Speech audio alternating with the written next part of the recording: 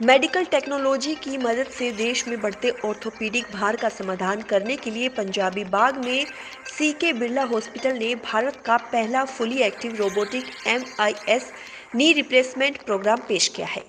यह अत्याधुनिक robot system सबसे आधुनिक सर्जिकल उपकरण है जो 3D प्री प्लानिंग विकृतियों की सही पहचान करने में समर्थ है और मरीजों को इलाज के सटीक सर्जिकल परिणाम प्रदान करता है। रोबोटिक नी रिप्लेसमेंट सर्जरी में नी जॉइंट के क्षतिग्रस्त टिश्यू को हटाकर इसे कृत्रिम जॉइंट से बदल दिया जाता है। भारत में हर साल 2.5 लाख से ज़्यादा लोग टोटल नी रिप्लेसमेंट सर्जरी कराते हैं। यह संख्या 5 साल पहले के मुकाबले लगभग 3 गुना बढ़ चुकी है। यह प्रक्रिया कम से कम खून बहाकर और ज़्यादा से ज़्यादा सुरक्षित तरीके से करने के लिए मिनिमली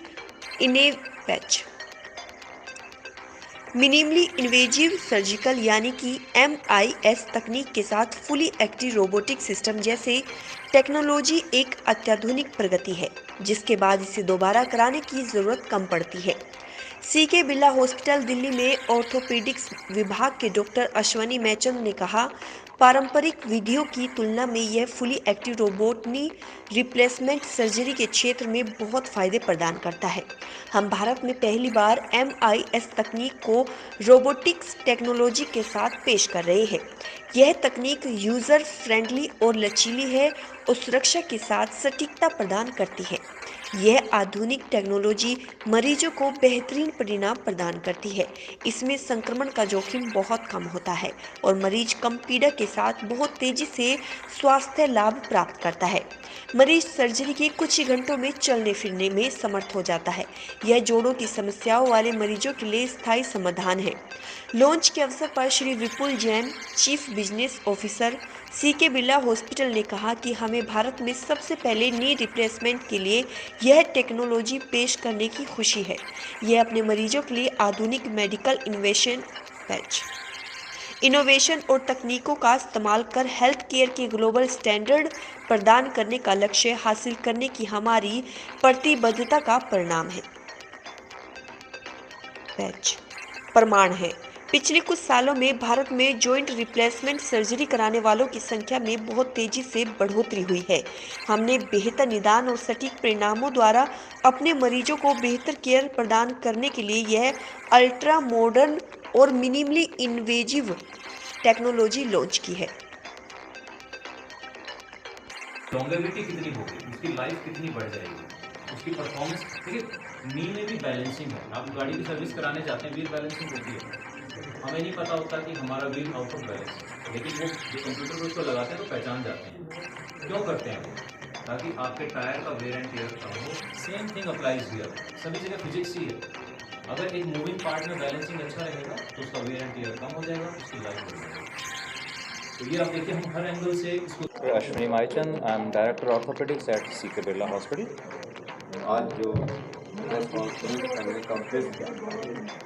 इंडिया में पहली बार हम एक ऐसा नी रिप्लेसमेंट का प्रोग्राम शुरू कर रहे हैं जिसमें हम रोबोटिक सर्जरी के साथ साथ MIS टेक्निक को कंबाइन कर रहे हैं ताकि हमारे पेशेंट्स को बेस्ट रिजल्ट मिले, उनकी रिकवरी फास्ट हो और जो इम्प्लांट की लाइफ है वो बढ़ सके।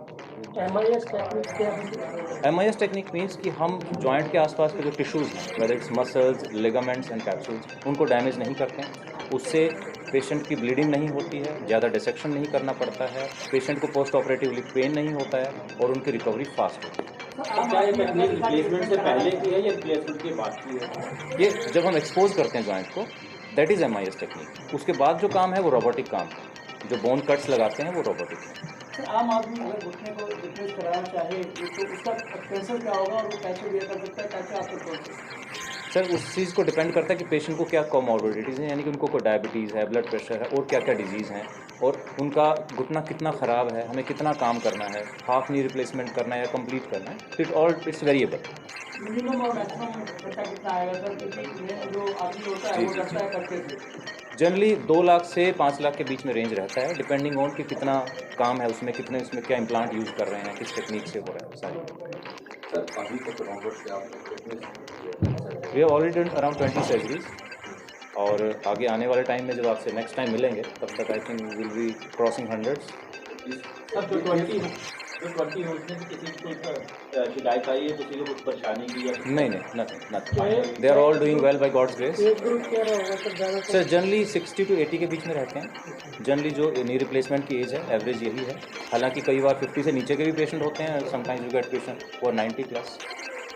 सर आपके नज़रिए से ये जो घुटने की प्रॉब्लम है ये किस एज में शुरू होती है लोगों को, और उसको क्या केयर करना चाहिए? जनरली 50+ में होती है, लेकिन हम उसकी तैयारी पहले से कर सकते हैं कि हमें लेट हो या ना हो।